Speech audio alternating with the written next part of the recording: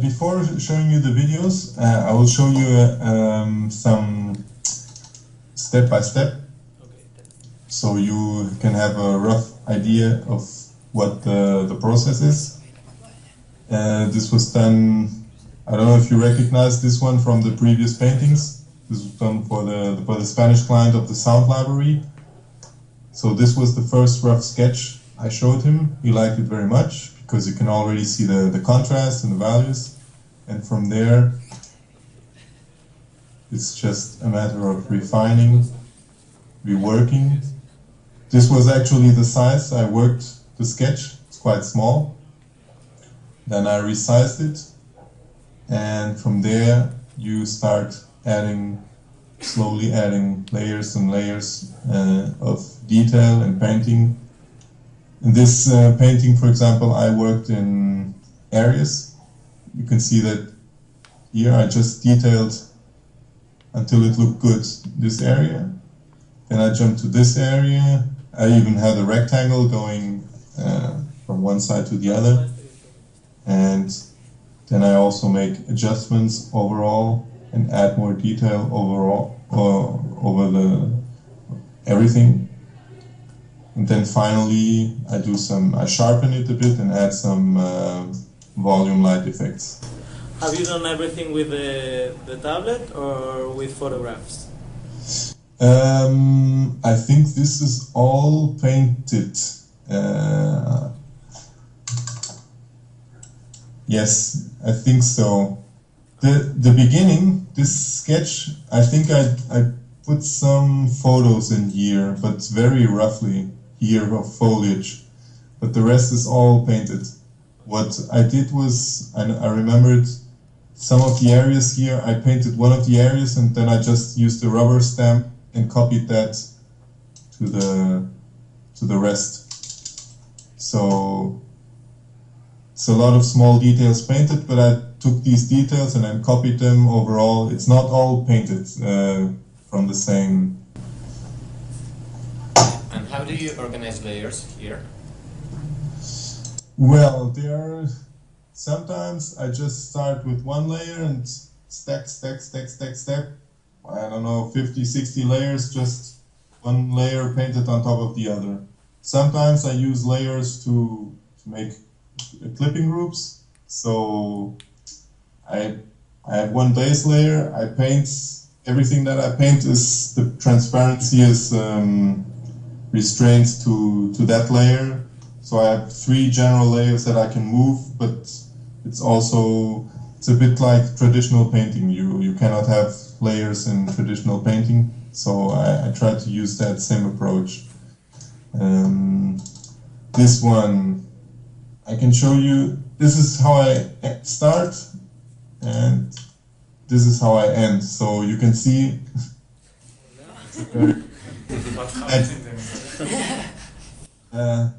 but it's all a lot of rework. The gradual stages you don't really understand. If I show you this and this, you say no, that doesn't make any sense. But if I show it gradually, you see that it's something that takes its time. And then sometimes I do general color adjustments. Then I resize. Here I use a lot of photos for textures. I think those are in textures that I had brought back from Scotland. But one of the things that we learned in this this workshop was that textures, you should apply the texture with a photo, but then paint on top of it, so it doesn't look like a photo collage. Here, for example, these were photos of a bush, and I think at the time I had considered this finished. And then we still had 1 week to complete the painting, so I took it from here, and so if you compare this and this, there's a lot of still 1 week. You can do a lot in 1 week. So, and this is the finished painting. Again, sketches, small. This started out as a small sketch. This was the one that was used later for the book cover, and my ideas also evolved during the painting. Still very bright, the scene, but then I think it gradually becomes a bit darker and bluer. Here I used some photos to get these rock shapes in the snow.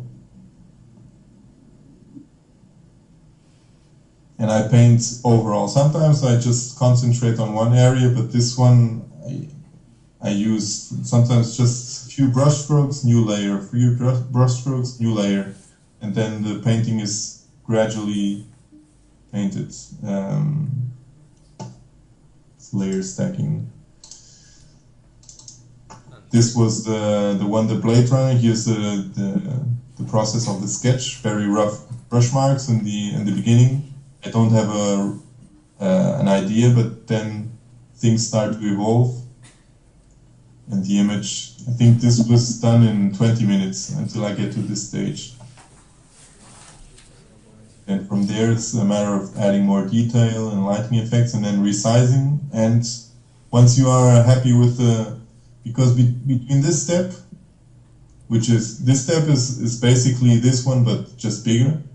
Between this step, which is the approved, this is a personal work, but this is as if the concept was approved. And this step, there shouldn't be that much difference.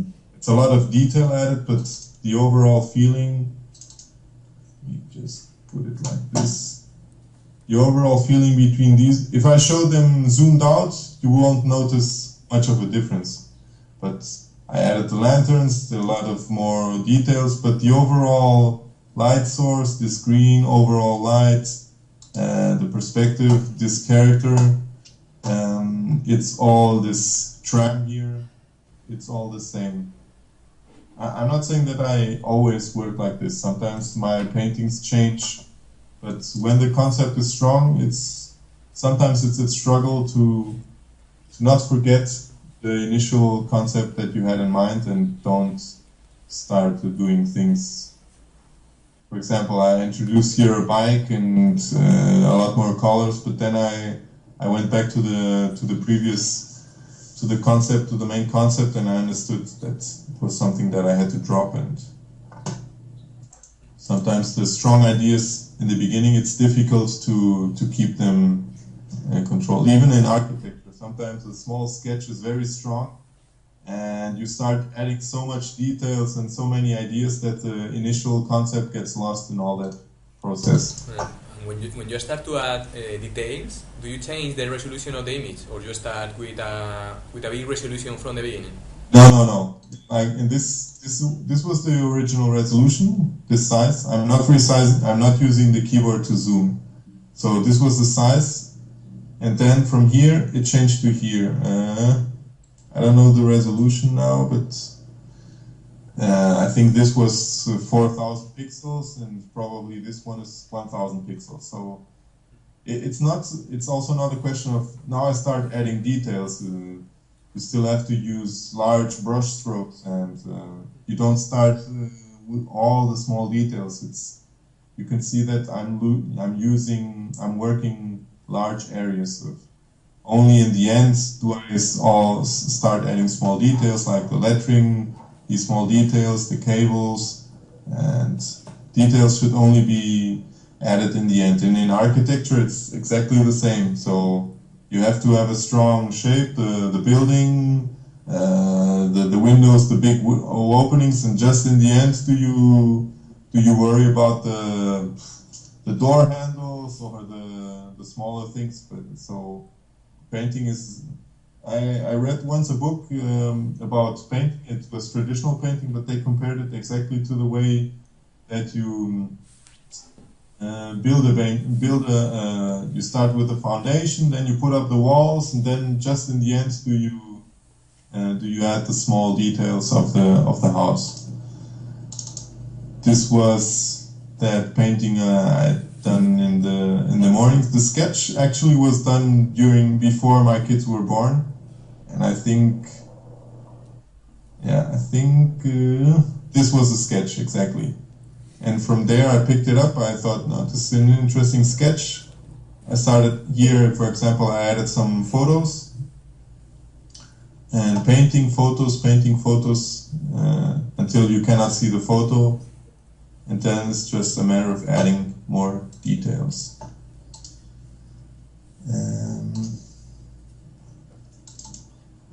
Here, for example, also something to show is that I have the perspective.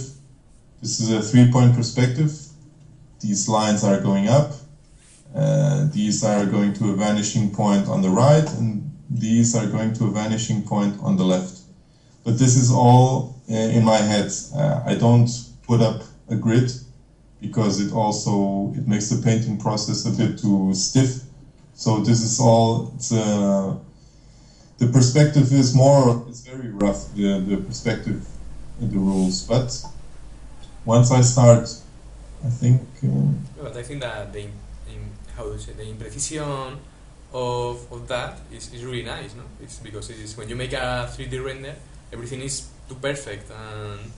Yes, but in painting you can get away with it when everything looks like this, very rough. But when you start refining it, if the perspective is not correct, and here I already had a perspective grid of lines I had drawn underneath it. Here you can see it. If I hadn't done this, once you start refining the brush strokes and refining the edges, if you don't have a correct perspective underneath, it will look wrong and it will look bad. So it's good to have a correct perspective underneath. In the initial stages, I don't think it helps.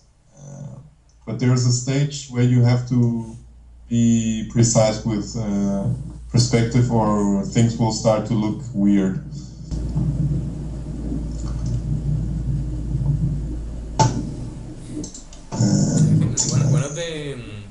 I think that one of the things that I really like about your paintings is the lighting and the atmosphere that they have. Yeah, it's also something that I also enjoy, that when I see a photo, for example, of a Scottish castle on top of the mountains, and it's a sunny day with everything green. Okay, it looks very nice. It's cool. But if I see the same scene with fog and you see some of the structures showing up in the clouds, and it's much more interesting. So I think it's something.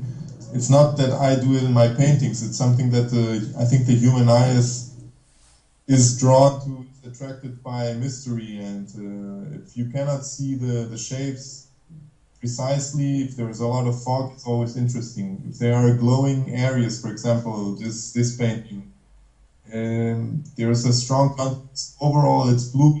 There are all these small warm accents because the human eye is drawn to warmth. So it's something that the viewer is attracted by, things that are inherent to human nature, and it's mystery and warmth, and I play with these things. And again, here you can see a lot of atmosphere, and it also helps to add depth to the image.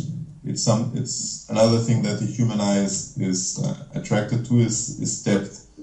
If you have a lot of layers, if things overlap, if you have atmospheric perspective in a painting, the viewer gets naturally intrigued and wants to visit the painting. Sometimes I start in black and white, like this. And for example, here everything was very rough, and I understood I have to clean up my brush strokes to get something cleaner. But here the idea was still not set, and you can see that this was a guy who was showing his back to this monster, but then it changed. Suddenly he had companions coming down the staircase. So the idea of the painting evolves. It's not something that is set. And this one, for example, had a lot of photos. First a sketch. Here I even did a rough line sketch. value underneath. And once I had the overall colors, here I started to put a lot of photos on top, but then just paint over it. So in the end, there shouldn't be any photography visible, but the photography is very useful for you to get the details and the values and the colors right.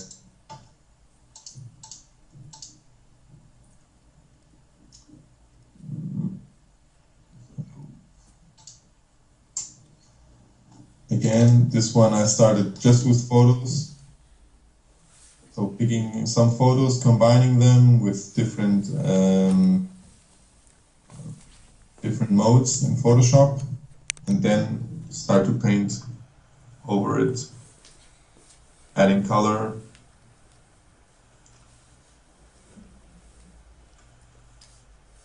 Some photos, painting on top of the photos until I come to this result.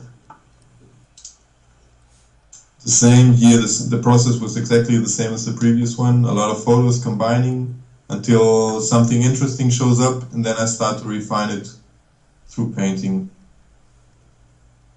And from there it's a matter of cleaning up the photo, painting on top of it, adding details, adding atmosphere. That's it. This one, for example, this one was where I had a lot of colors, but I had no real idea, and it changed a lot during the painting. Even the colors, I was always adjusting the colors.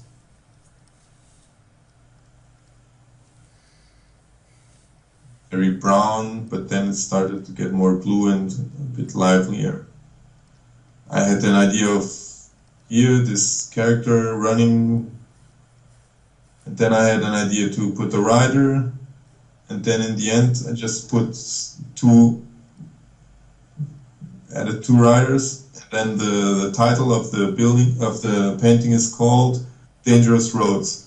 So supposedly this maiden is being followed by these two guys there in the back that you cannot see, that you cannot make exactly right away, but the title of the painting, sometimes it's a drag to come up with a title. I just call it Landscape Number 400, but if I come up with a good title, it helps. It's just a play of words, but sometimes it helps to make the whole painting more interesting if you just suggest the backstory to the viewer.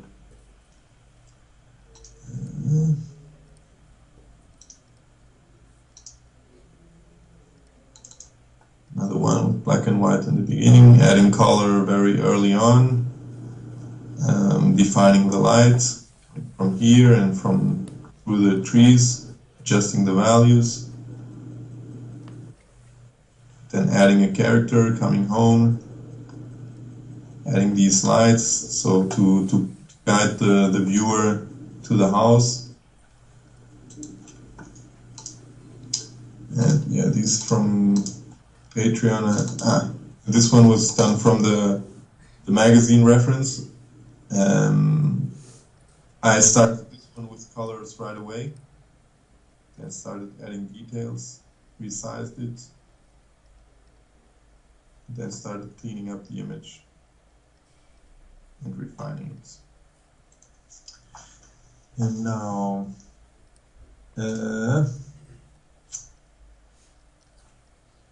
I will show you. Do you think it's better to show you the ones based on that contest you showed me, the photos that you sent me? Should I start with that? Yes, as you prefer. Okay. So my idea. No, but this is another thing. No, nothing. Sorry. Okay. Go on. Yes, no, you are right. Yes.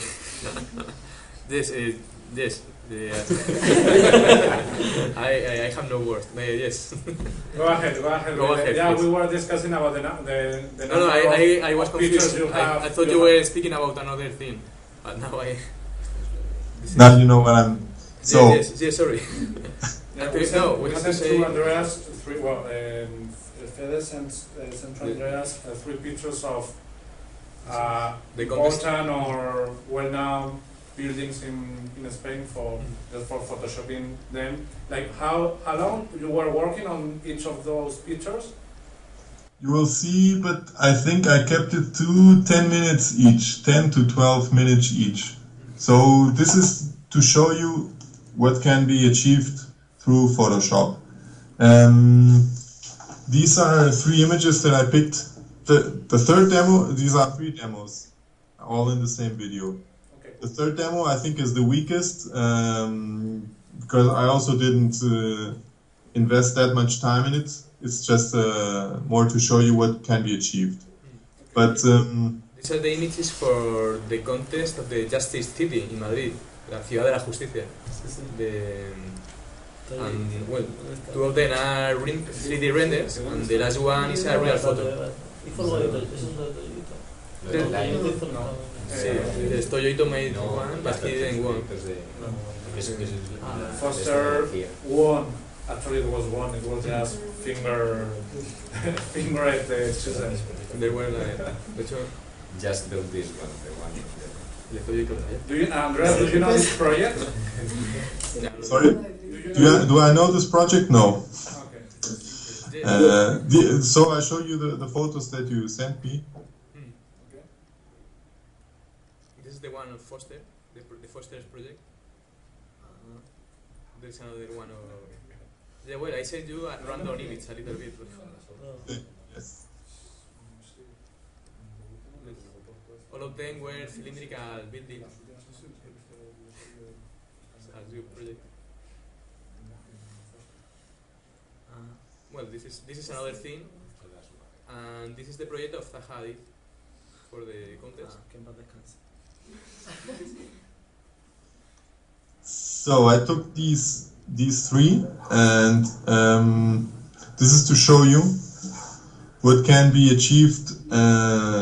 You can completely change the mood, and I used, at the time I wasn't that proficient with Photoshop as I am now, but I remember in my 5th year I did a group assignment, and I was the guy who knew Photoshop, and we had some photos of it was something that we had to present an old village in a town that we had to change and suggest new uses of this area.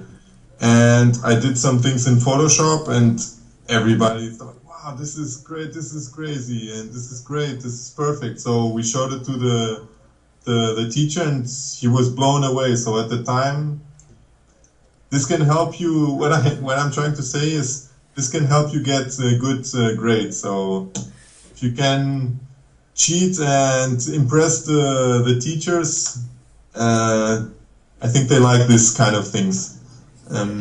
So what I took, the first image, you can impress the teachers except the infografia teachers. Thank you for your consideration. And I took the first image is a photo, and I thought this photo it's a bit drab, it's a bit sad. So it looks like a rainy day. There is no real lighting. So what I did was, you can see, this is real time. I will speed it up a bit. So twice. I will not say anything. I will say what I'm doing. I'm expanding the canvas to do a more panoramic format, extending the photo, and I'm introducing a sunset photo that I have in my library. Then I'm cutting the foreground using the lasso tool, the pen tool, so I can put the sky behind it. Closing it. Then I'm cutting it on top of another layer. So now it's separate. If you see, you cannot see it. Wait, here you can see I have 3 layers. This is the layer I cut. You cannot see the sky underneath. This is the layer of the new sky I put here. And this is the layer of the building I cut. You can see my cursor, right? Yes. Okay. So I'm resizing the sky I put behind. It was too big.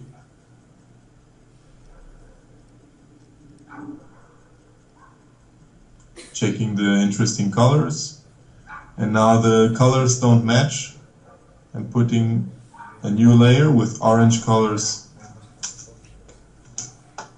This new layer is in overlay mode. It's a mode that combines the colors in a specific way.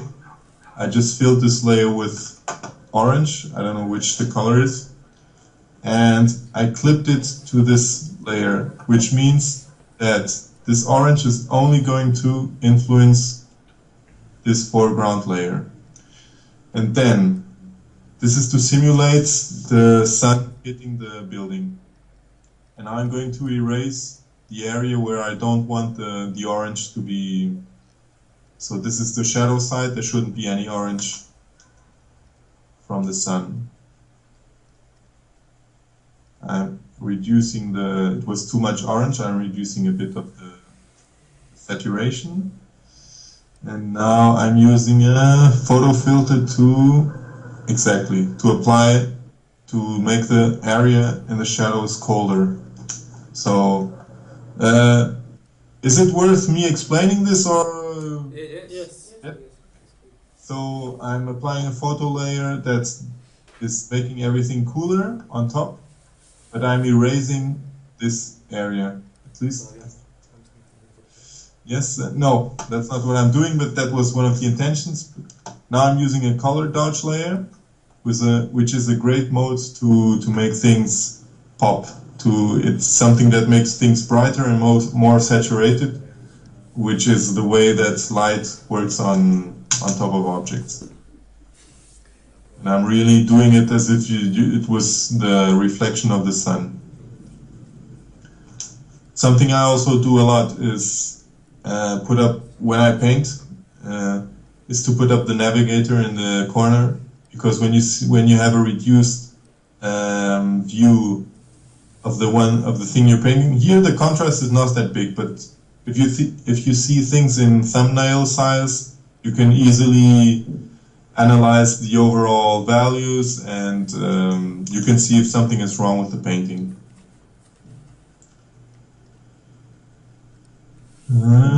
Okay, then this cut I had done was much too rigid. It was just one line, so I'm painting to cut into more interesting shapes.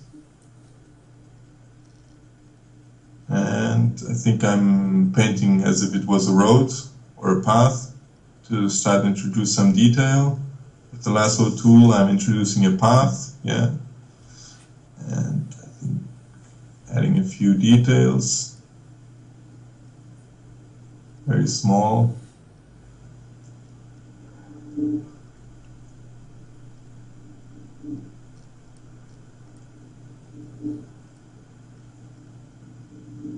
Removing some details that are not necessary, adding another path.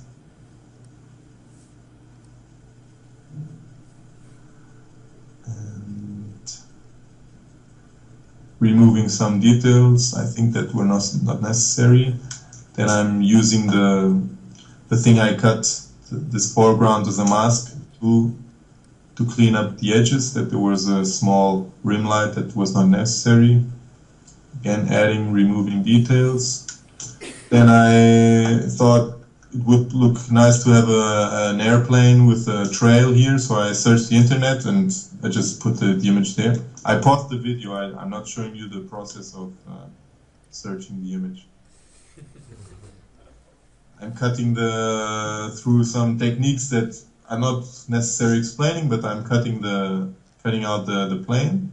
So here it is, but the colors don't match. Extending the trail.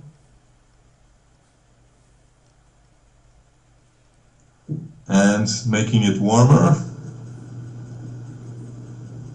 because the light hitting these clouds, this trail, should make it warm.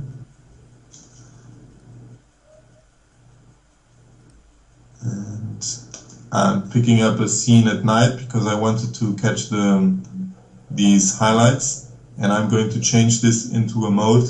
I'm going to change the layer into a mode where only the brightest areas show up, which will make it look like there are things happening inside the building. It's just details. This is very conceptual. It's not something that you can show as a finished piece, but at this size it works perfectly to show something quite quick. Adding more contrast.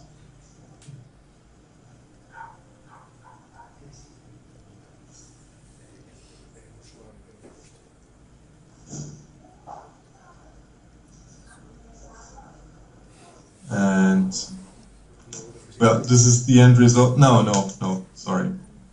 This was more to show you. Let me just close the door, unless you want to see two kids coming in.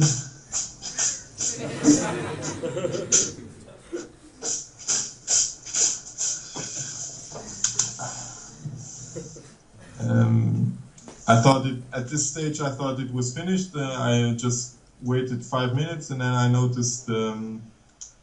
Exactly. My wife came in and said, "Why don't you add those light beams that really show off when you do an architectural competition, and do those light beams going shooting up?" So making one, making a bit of a glow in the base. It should go like this. It's not straight. Extending it and copying it.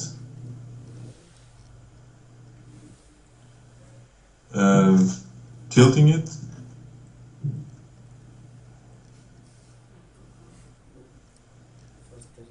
Extending it so it reaches out.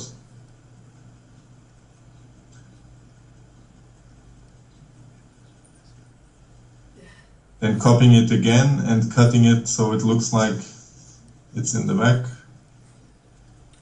and doing the same with another one.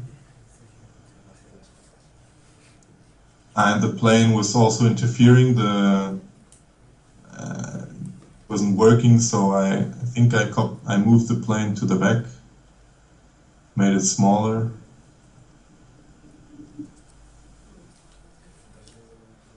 Well, and then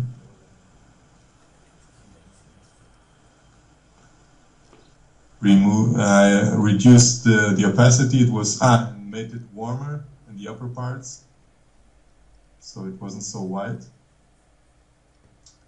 Exactly, I pushed the plane to the back, and then I darkened the plane because I think that's what happens. The light only hits the clouds, and then in the end I blurred the lights because they were the edge was too much. Yeah, exactly. So.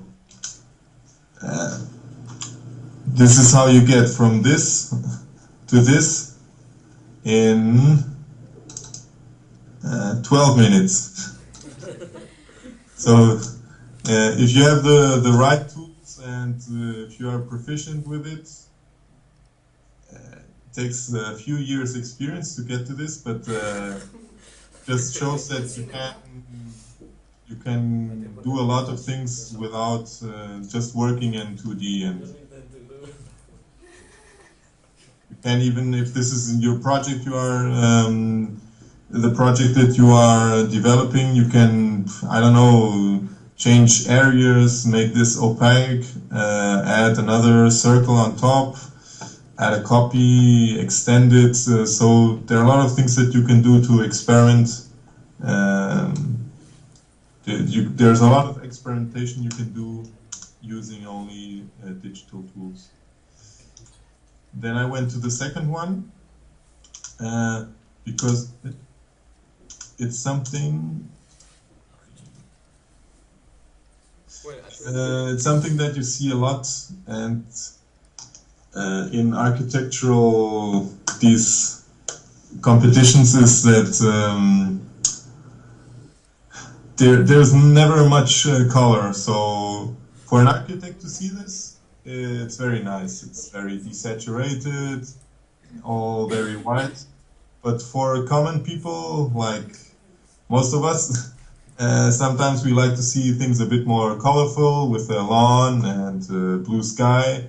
And so what I did was take this image and make it a bit more realistic for somebody normal to see how the building could look. So again, I'm cutting the building with a pen tool to get the curves. But the original images are from, I think, like 8 years ago. Well, the contest is from 8 years ago. Okay, yeah, but nowadays you still see a lot of it's. I think it's a trademark. Not very much saturation. I also like that. It's good to show the building, but sometimes it needs a bit more color. I think for a different kind of audience. Then I, Mati.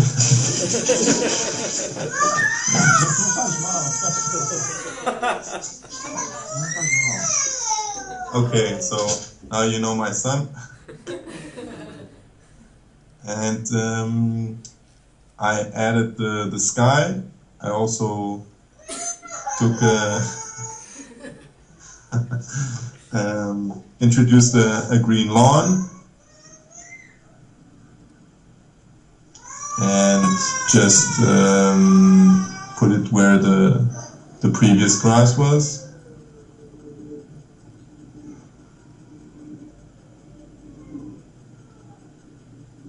And then I thought it needed some trees, even if it's not the place, a real place, or architectural competitions. The imagery is also all about making it appealing. So if there is no forest there, nobody cares. Just put a tree there because it looks good and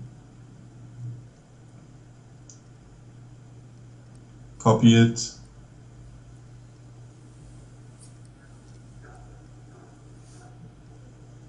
Then I thought, no, let's put some more color in here, and I thought the red. This was done very roughly. I didn't spend much time.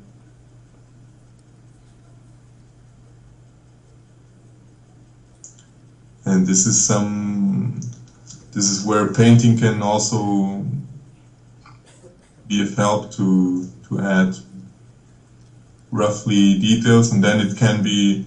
It's good to have a base if you want to apply just photos. If you apply just photos from scratch, it can look a bit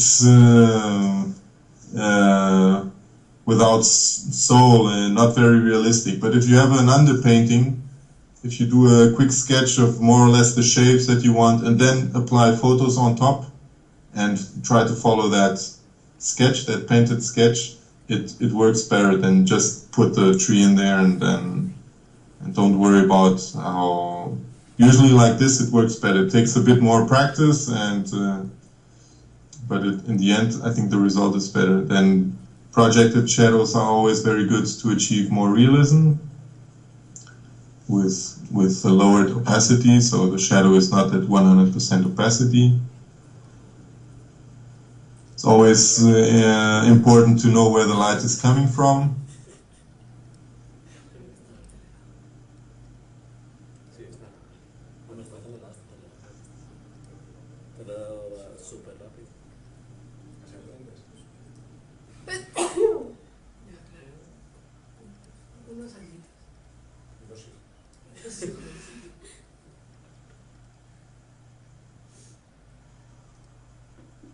And then adding some fallen leaves on the ground.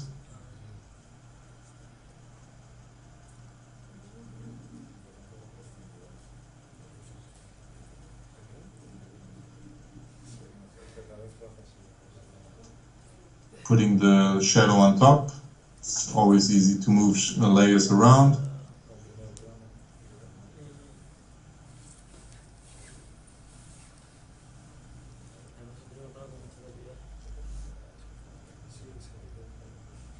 Cutting some holes in the foliage so it doesn't look too heavy, and applying an overall color balance to shift the colors overall so the image is more cohesive.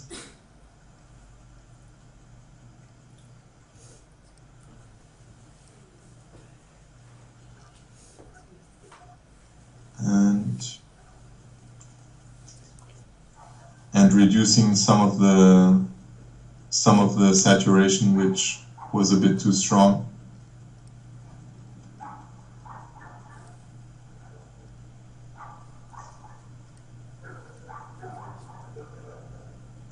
But not too much, so it's not too saturated, but not too brownish. So here you can see how you get from this to this.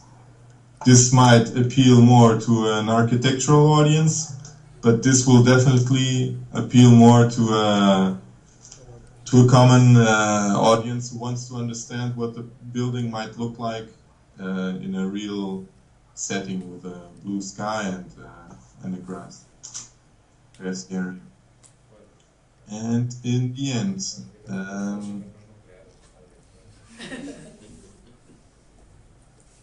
I think I'm still adjusting the lighting from the building. I'm going to exaggerate it. I think I'm going to put it brighter on the left side and darker on the right side.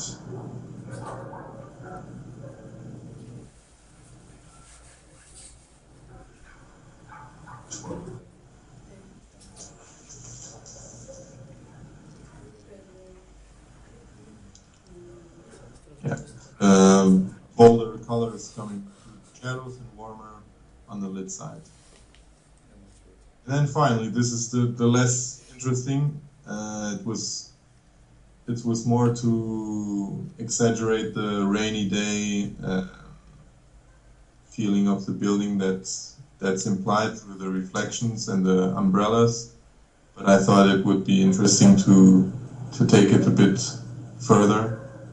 Again, this is done very quickly. I didn't take much care with cutting the building out of the image. Again, extending the building, adding a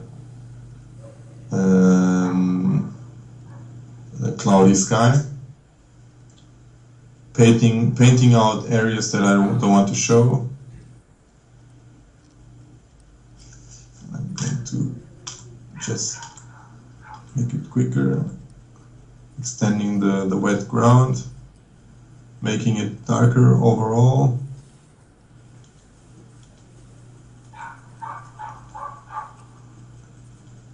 Removing some of the people that were there and exaggerating some of the reflections on the ground.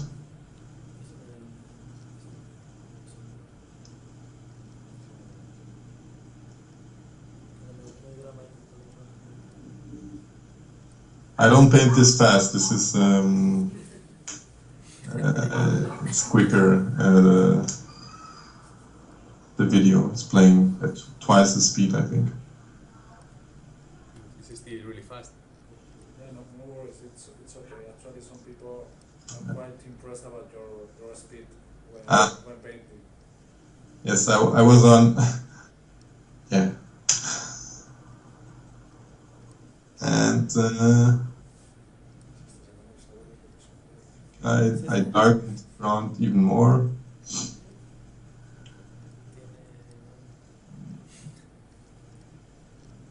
If you don't understand what I'm doing, that's okay, because I don't understand what I'm doing either. It's too quick now.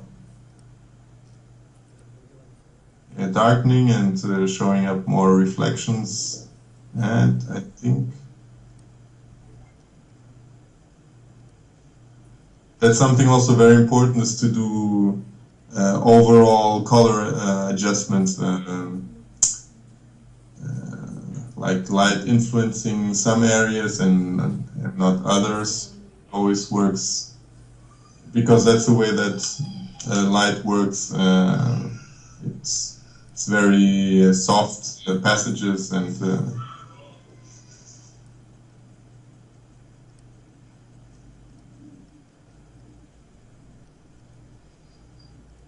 okay, that was it for these, and now I can show you some that are not architecture related. Okay, now that we are actually we are speaking about architecture, you studied architecture and you are self-taught in digital painting. Is your art influenced in some way by your previous career? No. You have the vision of an architect when you speak about saturation. No? You know how this works. Well, it was the process of wanting to become an architect is not really. Well, I liked drawing, I liked painting in school, I was good in maths, I liked physics. If you put 2 and 2 together, everybody goes to architecture. If you like, which is wrong, but at least that's what we think when we are younger. So we think life is simple, so let's just go through that path. And as I went through college, I understood that's probably not exactly what I wanted to do. I still worked as an architect for 2 years, but the whole college, the study, I don't know if it's because of my faculty, but it wasn't that good, and you just have to learn things by yourself, most of it. And drawing classes were interesting, but they were very basic, I think. They were not very in-depth. And so what I learned most from my faculty was the contact with the internet, which was very important for me. And I didn't have internet at home, and having it at college and being able to put up the paintings there was very important, getting to know about Wacom tablets. But other than that, I don't know, architecture history or perspective, it's all taught in a manner that didn't aid me. Where I learned the most was really with online courses, reading books, and practice, and coming to my own conclusions. So faculty was good for having fun, getting to know about friends, and it was an experience. I wouldn't be here if I hadn't gone through college. Perhaps I had gone to a different course. Perhaps I had become a biologist. I don't know. I'm very happy where I am now. But particularly to the things I'm creating, I don't think my study had anything to do with it. It taught me to, when I started architecture, I thought buildings, a nice building was a glass building, for example, nice reflections, and I was completely wrong. During the course, it taught me that the importance of volume, the importance of shadow and light, and materials, and that's something that you grow and you learn through the study. That's something that I'm very thankful of. But it's taught me to appreciate architecture. But for that, what I'm creating, I think I wouldn't need.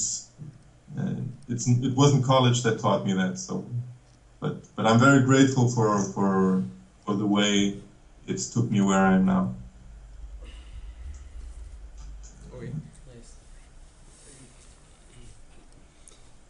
Now I wanted to show you here this.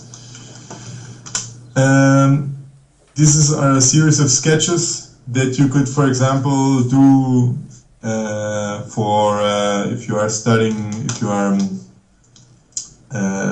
exploring an idea. These are a bit more developed for sketches, but if you are studying, wanting to develop an idea for a new building, you just take a canvas and this is what it is like to sketch in Photoshop instead of sketching, because in Photoshop you can erase, you can paint with values, you can with large brush strokes, and that's something that on paper you can achieve other things, but Photoshop is very good at this value painting and sketching. In this first sketch, there is a big jump between the more detailed sketch, but in the other smaller sketches you will understand what I'm doing. So there was a jump, and this was done for my Patreon. It was for, the theme was old libraries. I had some photos that I had found on the internet. I can even show you, wait.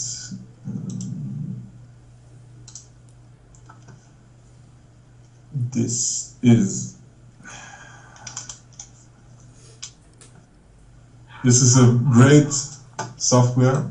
I don't know if you can use it for yours, but if you use a lot of photo references and you need to change quickly to have access to a lot of reference photos, I found a lot of photos on the internet. These were all of libraries, so this software helps you to change quickly between them or zoom between them. And these are the libraries. I had them open, these photos open on a second computer, on a second monitor.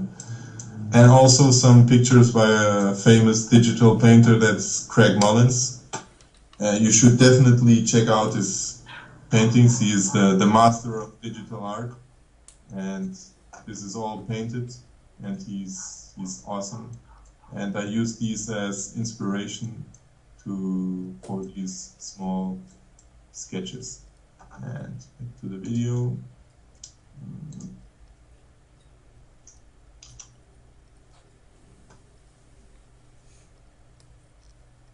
Sorry.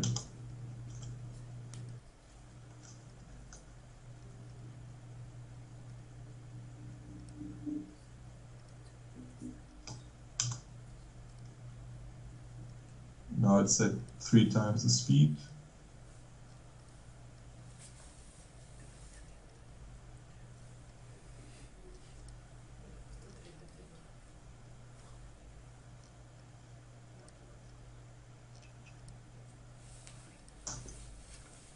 Copying, and that's also something that's very useful in Photoshop. You can copy areas and just reuse them instead of painting them again. And I'm just exploring possible sketches for bigger paintings all around this idea of an old library. A large, tall window and some books.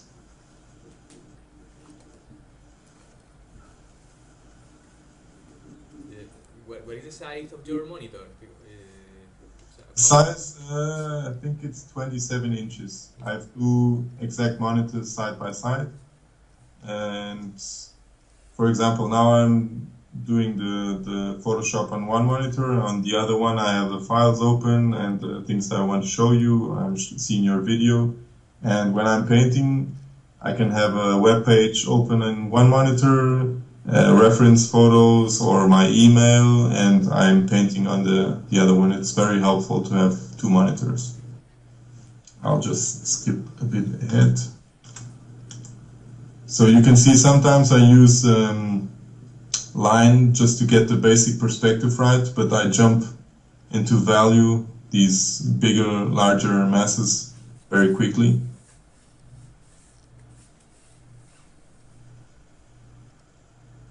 And I also have a slight idea of what I'm copying the windows, for example. And you can easily do this for if you want to explore buildings. You can copy parts, do a copy of one sketch, put it next, stretch it, do it up or down. That's something that you simply cannot do with a pencil. You can do it, but it takes much longer. So it's very easy to explore ideas digitally.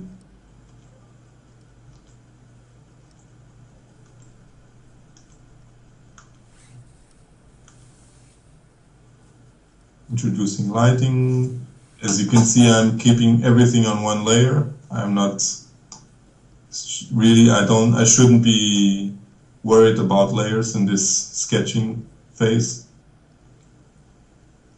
It's painting digitally, but it has a traditional approach, because traditionally you don't have layers, so you have to or be very rough and don't worry about mistakes, and or you have to be very thorough. And the sketches can all have different sizes. You just it's very fun to do these small thumbnail sketches.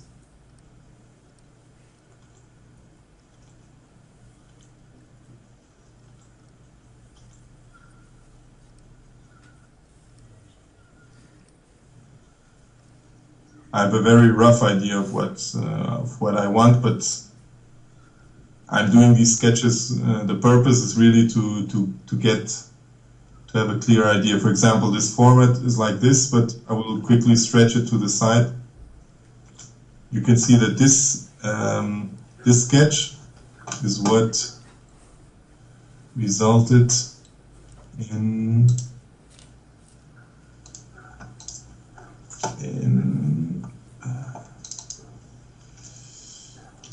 this painting.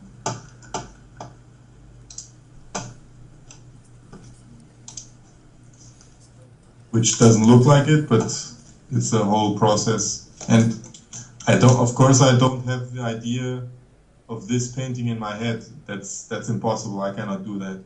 I have a very rough idea that I want to show a corridor. Perhaps I want to put a window here.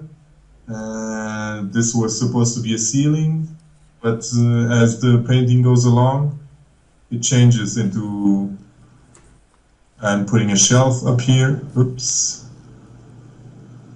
Okay, stop. Okay. So, this is a shelf with books, and as I said, the idea evolves as I paint. This becomes a second room, which is still present here in the finished painting. Some lamps, add more books, some details, just to give an idea. The good thing about working this size is that you can worry only about the whole image. You don't have to worry about details. Again, basic perspective. This was looking down a corridor from not a well, like a very deep space, and filled with books on all four walls. The light coming through a window, hitting the corner. But it was a bit confusing. It looked like a corridor, but it didn't look like something that you were looking down from. But that's something that you can only evaluate in the end. But I'm sure you also learn that in your classes, that there's a conceptual phase, a sketching phase in the beginning, where you just put down ideas and don't worry too much if it works or not. You're just putting down things on paper, and when you have all the sketches next to each other, you can see things that work, things that don't work, things that can be combined. Oops. Okay, I didn't record the process with this one.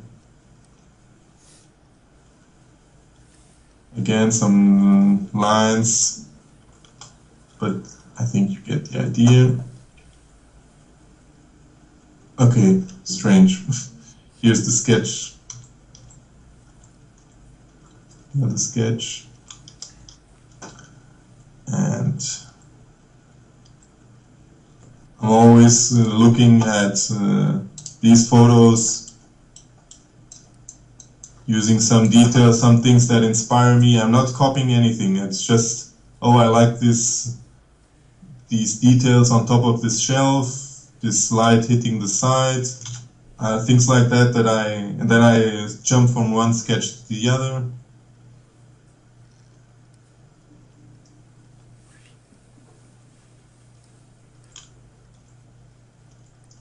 And in some of the sketches, I applied color early on. This was more a test.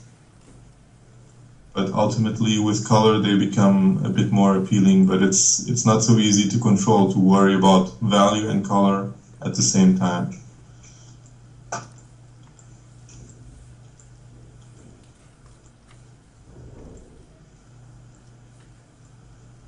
I even think that, yeah, that I think this, sorry. I think this sphere, for example, was inspired just by looking at this lamp, which had this, I don't know what it's called, but it's just, like when you when you have ideas for a building, you have something that inspires you, you don't copy it, don't copy the idea of another architect. If there's things that inspire you or by another architect or from nature, it's always good to catch these ideas and combine them into something new. More interesting. This whole sketching was 1 hour and 50 minutes, so almost 2 hours. But I didn't paint them in one go. And now another ones on Patreon, for example. When you are doing a project, do you switch? I mean, do you switch between different projects? When you stop drawing, you start another one, or you? Yeah, it's always good. There's one thing that I do is working 4 sketches simultaneously, but I also do that with finished paintings. I work on one painting for 15 minutes, then I work on the other one, and it always helps to keep a fresh perspective between working and paintings. It helps a lot. Here I'm setting up 3 simultaneous sketches. This is now, I don't think I had any idea what I wanted to do. I work with a very rough brush at first. I don't have an idea in my head, just things, as I start, for example, you see this could be, I don't know, this could be a guy in the foreground, this could be a castle, this could be a mountain, this could be a forest, it could be cliffs, this could be the sea behind. I don't know, while you are watching this, you probably have your own ideas of what this could be. And I don't even know what this turned out to. I think it was a cliff. I'm playing with negative shapes and positive shapes, and things start to evolve from that.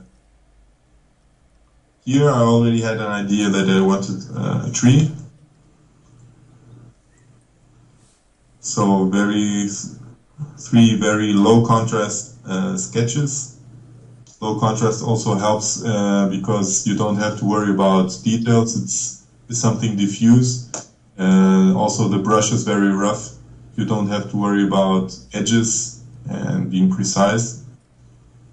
And from there, I keep jumping between the paintings. I'm jumping the frames with my keyboard, so sometimes you see a small,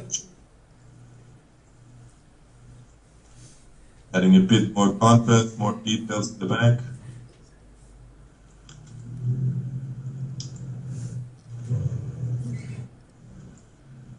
This, yeah. Then I add a lot more contrast, and then I put 3 overlay colors. The purpose is really to differentiate them. Don't make similar color choices for all of them. And then with the color dodge, I introduce saturated, very bright light sources. That always helps to make the image pop.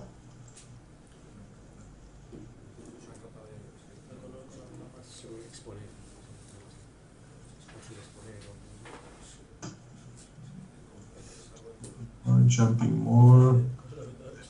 details.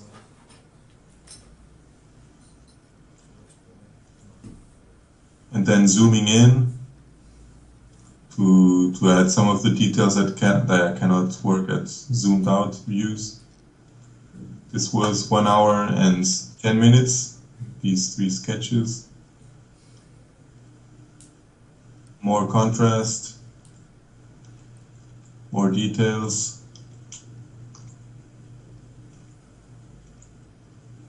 And oops, sorry.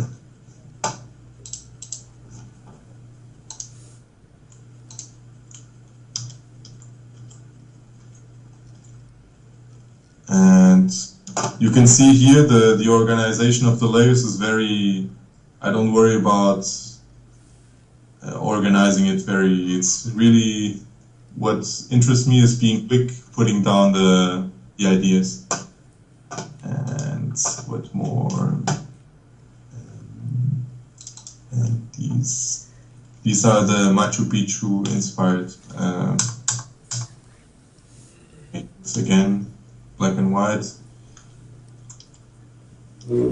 Yeah, I don't think it was a very rough idea of what I wanted to do. And something that artists do a lot is flipping the canvas to see, to have a fresh perspective on the image.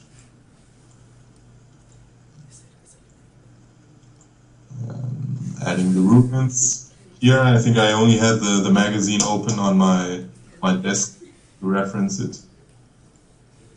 And I'm keeping it always zoomed out view, very small, the area that I work. Only when I start adding details do I zoom in. I had an idea of the light coming from the side, behind this rock. It's hitting the top of the ruins, but this part is in shadow. Here the grass is also lit. Very saturated greens, playing with desaturated clouds and shadow areas. Well, this was 5 hours, yeah. I'm going to jump a bit forward. But things change a lot during there were these ruins here. Then I dropped this idea because it was drawing too much attention. I tried them, and so you can see that things are not set. It's not a line sketch that I do from the beginning and then I just paint from there.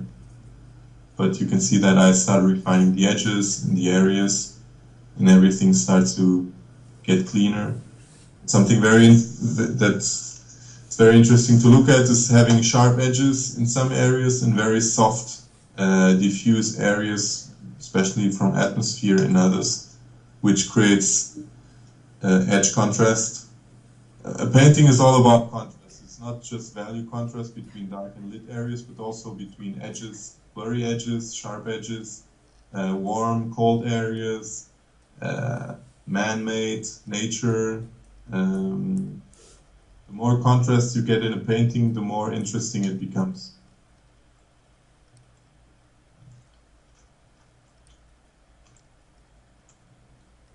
And then there are always these overall color adjustments on the sides and to make everything come together. And I think then in the end I start to zoom in a bit more. Yeah, here I copy some details onto other parts of the building. Some trees there, I don't think I kept them, but it's also a play to make an interesting painting, to make the viewer walk through the same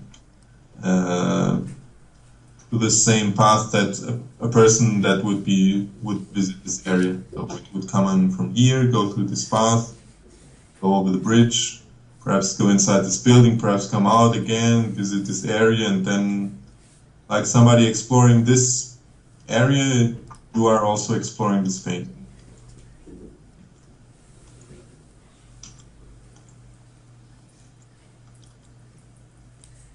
can I get bigger? I hide the palettes, the tools, because I'm only painting now and picking the colors from the canvas. And in the end, it's really just a process of refining. Sometimes you don't notice the difference, but all these small details make a difference in the end.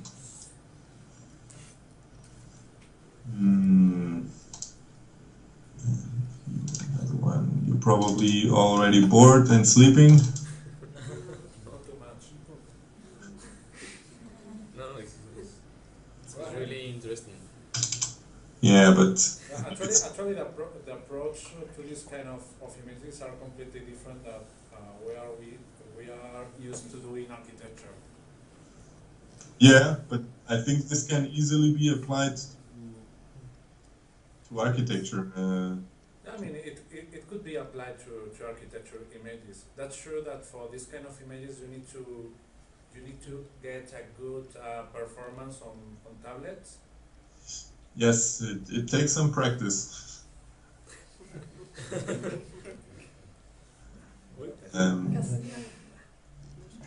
Just 10 years working on it.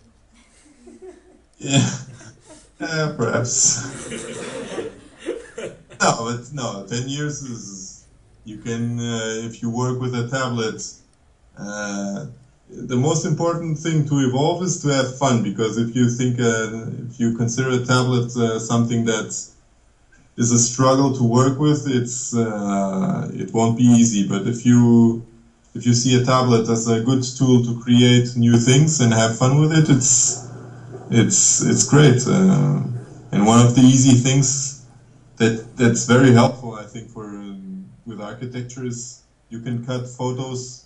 You can cut parts of photos of buildings, or if you have a nice building where you like a detail, or I don't know, you just cut out the area and combine it with something else. And instead of with pencil, you have to draw all the details. You can get very interesting results very quickly and you don't even have to paint with the tablet. Just put photos in Photoshop, cut out areas and transform them, paint a little bit, but you can even do it with a mouse, and you can very quickly test a lot of different possibilities for an idea. Normally you only use tablet for this, isn't it? Yes. 100% tablet. No mouse, no Cintiq, no... I think this could of course be done with, there are a lot of professional artists who use Cintiq exclusively. Then there's another approaches to sketch on paper and scan the sketch and then work in Photoshop on top of the sketch. It's easier if you're not proficient with a tablet. But in the end, the process takes a bit longer. If you start practicing with a tablet from the start, if you do everything with a tablet, I think that's the best. And I know that you don't like Cintiq. Well, we spoke about this before, but we weren't recording. You don't mind to repeat? You said that you bought a Cintiq? Yeah, my experience with the Cintiq was not very fruitful, because there's the problem that there are several problems. One is that your hand goes in the way of the painting, which doesn't look like, which is ridiculous to say because that's the way you paint on paper. But one of the advantages to work with the pencil, I work with the tablets next to me, and I'm looking directly at the monitor. I don't have to worry about my hand being in front of my eyes, and I can see all the details. Then there's another problem, is that the Cintiq has a thickness, the glass, and the tip of the tablet is not perfectly aligned with what you see on the screen of the Cintiq. That's something that in real life you have a pen and you paint directly on the paper. The pen is in exact the tip of the pen is exactly the same point as what you are seeing on the paper. The Cintiq is not the same. With the iPad Pro, that problem is not there anymore. That's great. Pencil, where you paint is where the line appears. And for me, the last problem with Cintiq was really the eyes, the strain, the quality of the LCD is not as good as a monitor. But I worked on an older model, I think it was 4 or 5 years ago. I think now they are better. But they're expensive and they are quite heavy. And but for a professional environment, all the professional, when you see videos of professional game companies and things like that, there's always a guy painting on a Cintiq. So I don't know, perhaps they know something that I don't know. But Cintiq can be very good, but it's not the Cintiq that will make your work better. Okay, and how do you use iPad Pro and Surface to paint? Yes, I bought an iPad Pro and a pencil, but I tested the Surface first, and I wasn't satisfied with the Surface. The iPad Pro has the advantage of the operating system. It's much cleaner, much simpler, much more straightforward. The Windows and Surface is just, there are too many things that can go wrong, and I think Apple have that much more under control. And then the pencil on the Apple it's amazing. It's a bit heavy perhaps, but if you have the possibility to buy one and for your sketching for architectural, it's amazing really. And you can paint with color, you can paint with big strokes. Perhaps it gets a bit used to, but it's the closest thing you have to paper, and you don't have to get used to like painting on a tablet. But again, there's the price, and I don't see students having money to buy an iPad Pro, but parents can be very helpful. My parents helped me a lot during my work. If you have a nice parent that's willing to help you out and you ask nicely to buy an iPad Pro, perhaps.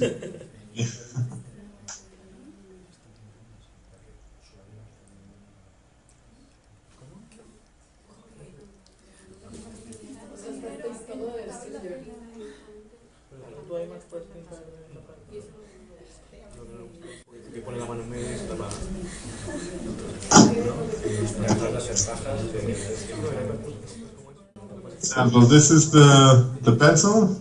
I don't know if can you see it? Yes. Wait, I cannot see what you see. Que nos ha enseñado el lápiz del iPad. So you see it's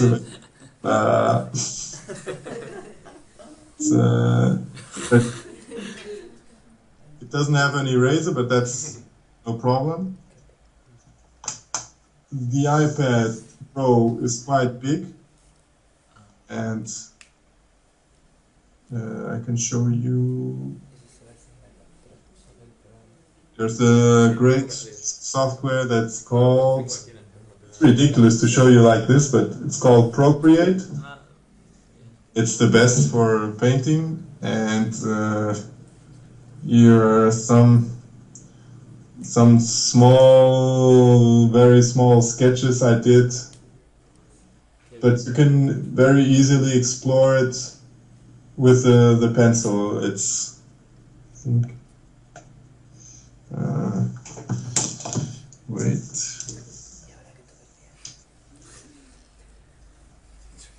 And you can take it. The problem is that since it's such an expensive piece of hardware, it's not something that you can flash and show everyone around to if you're in the subway, or because people start to notice, and it's a bit expensive to. But if you're in a park or in a cafe, or it's great for sketching, and it's But could you make one of the final pictures with this size of the screen, or it's very small? Oh, the size is great. Let me just. There's a guy who can do it. Mati. Willst du Hallo sagen? And for example, here. I picked a photo from the internet, and then I sketched. I think I did this at McDonald's after lunch. So, but it's great for practice, and it's when you see the result. If you look at it close, you see that it's digital. But from this distance, you cannot see if it's paper or pencil. And do you have layers on that app? Do you have different you can use layers. I didn't use them, but let me just show you the master of iPad Pro. Yeah. Nein. Let me just share the screen again.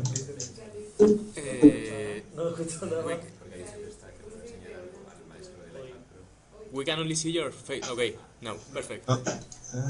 Wait, it's not here. Sorry. Here.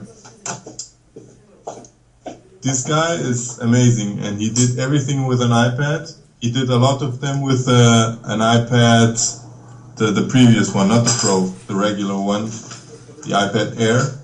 And he uses sketches, and there are demos of him. He even has a demo.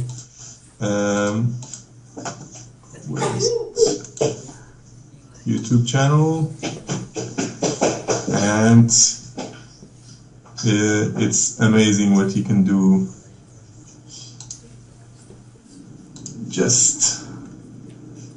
This is not me doing it, it's this guy. So.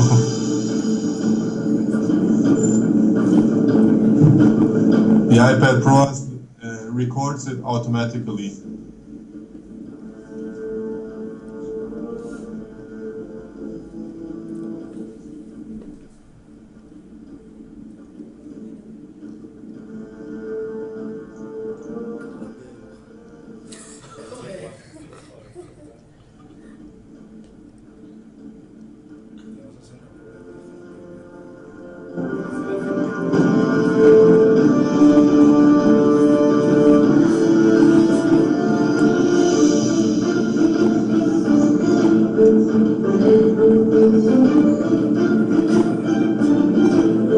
And something amazing that this program has, you see that here there are perspective lines,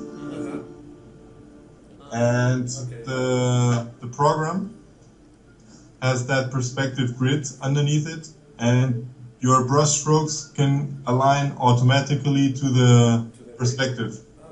So you can draw a line like this, and he follows the perspective 100%. So it's great if you want to do a precise painting. Then you can turn it on, turn it off. You can do freehand, but to do perspective correctly, this is great.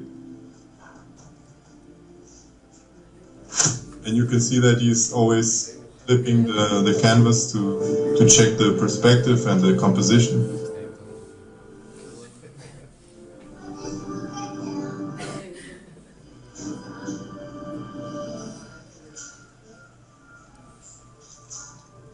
I don't know how long he took to do this, but he did this on an iPad Pro.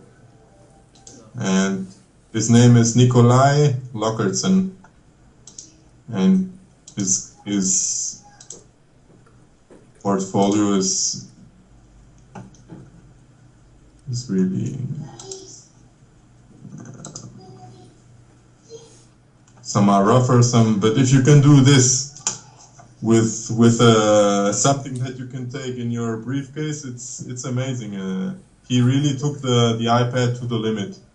So you can do everything almost everything with an iPad, with a portable thing that you can carry with you. And I imagine that in a few years, students will all have a tablet and just show because this is the size of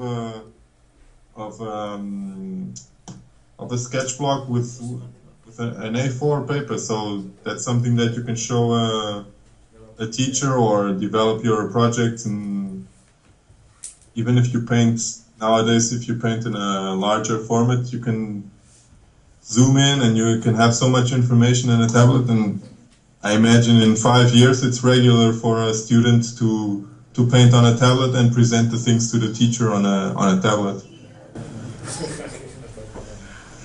Well, I mean, I think the only problem for the iPad is the cost of iPads. Out of that, Sorry.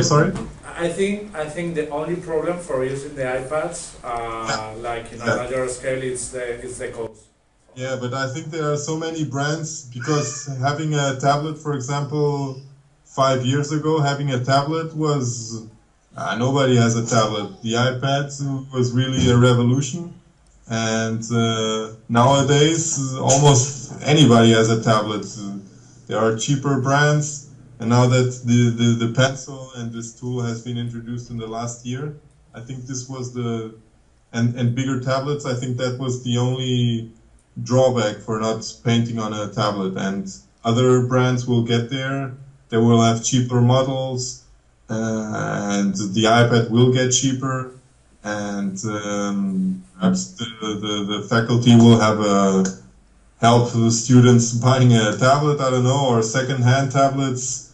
I think it will be start to get very common to paint digitally. There's a new Cintiq as well that is lighter, that you can move. You don't need to connect to a computer. It's like a tablet. Yeah. They always compare that Cintiq, I think it's the companion, the iPad Pro and the Microsoft Surface. And the advantage of the Microsoft Surface is the software and it's larger, but ultimately the painting experience, the Wacom is the more refined for drawing, but I think the quality and the portability and the piece of hardware, I think the iPad Pro ultimately is the best, and it's also cheaper than the Surface the Wacom companion. But it's great if you can test out these things before buying them. And there are some brands, some shops that you can buy, and if you're not happy in the first 15 days, at least here in Portugal, but I think it's the same. You can return the item and they give you back the money. But it must be, of course, no scratches, no things, so be very careful.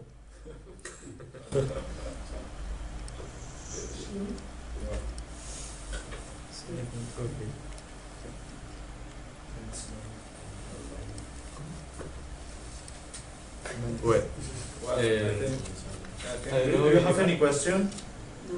Do you want to learn anything new from him? Well, so I think it has been very, very complete. Jan enlarged his face. No? Okay, perfect. Now you are on for the screen. Yeah, I think it hasn't been any boring at all. I mean, it has been really interesting, really diverse. A bit of architecture, a bit of illustration. Yes. I think actually you feel more comfortable with illustration than with architecture right now, probably. Well, I don't know if it has been useful for them, or right now they are just thinking that how the fuck we can do something similar. Well, it's quite difficult to get that level.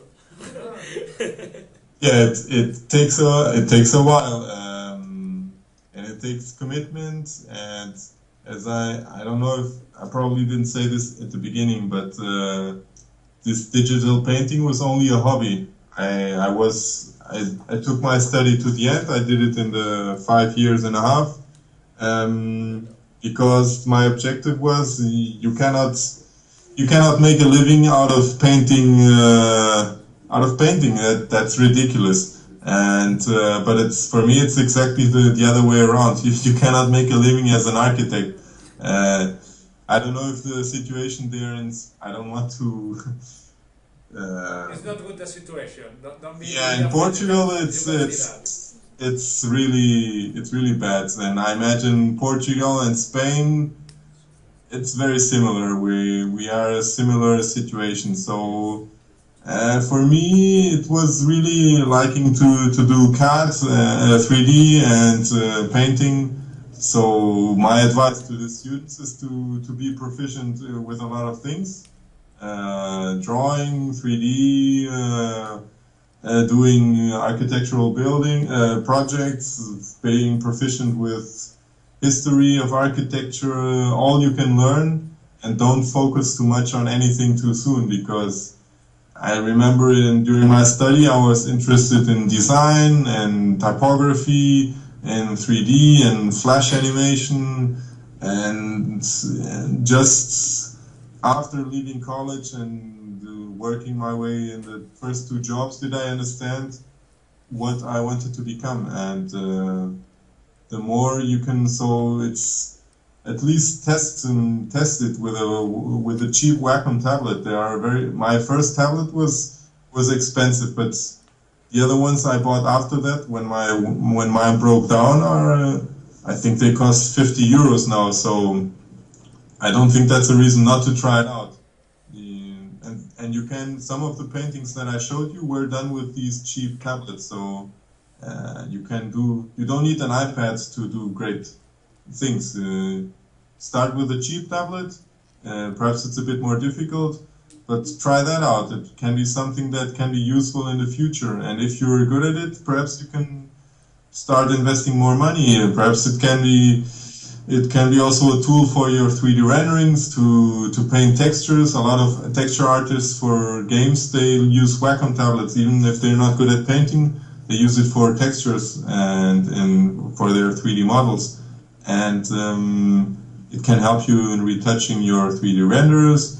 It can help you sketching out new ideas for your projects. Just try out a lot of new things, and especially if they're cheap. And in the beginning, it's great. Just try everything out. You're young, I think.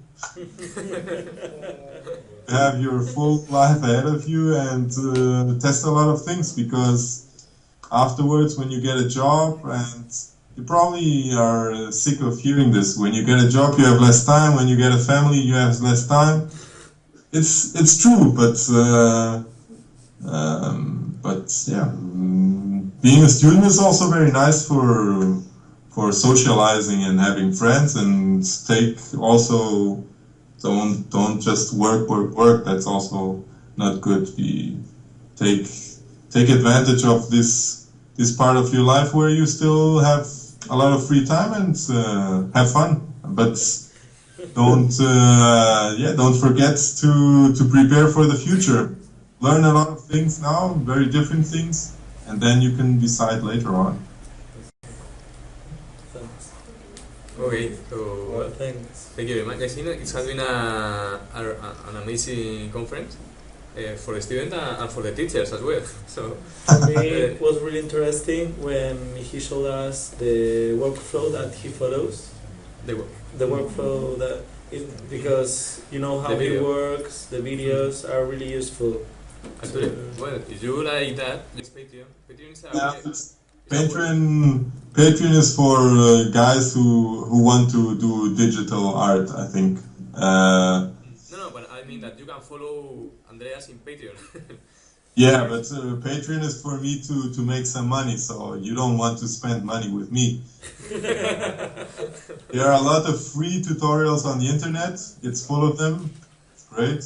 And if you are interested in digital art, the best site really is ArtStation. If you haven't heard of it, check out ArtStation. You'll get blown away with it. They have 3D and 2D, but ArtStation is really the best place to get daily fantastic artwork. I go there every day, several times a day. if you want to see good digital art, and especially fantasy art and sci-fi, it's the place to go. Okay, so thank you so much.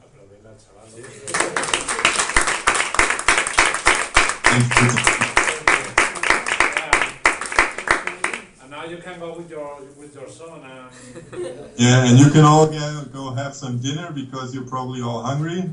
Remember, this is Spain. We have dinner at 10. Yes, exactly. I forgot. You go to sleep at 3 o'clock in the morning. Yeah, exactly. No worries. It's okay. We're going to have beer. Yeah, sure. Okay, so thank you very much. It's Hey, been a great day. Okay, you too. Bye. Bye.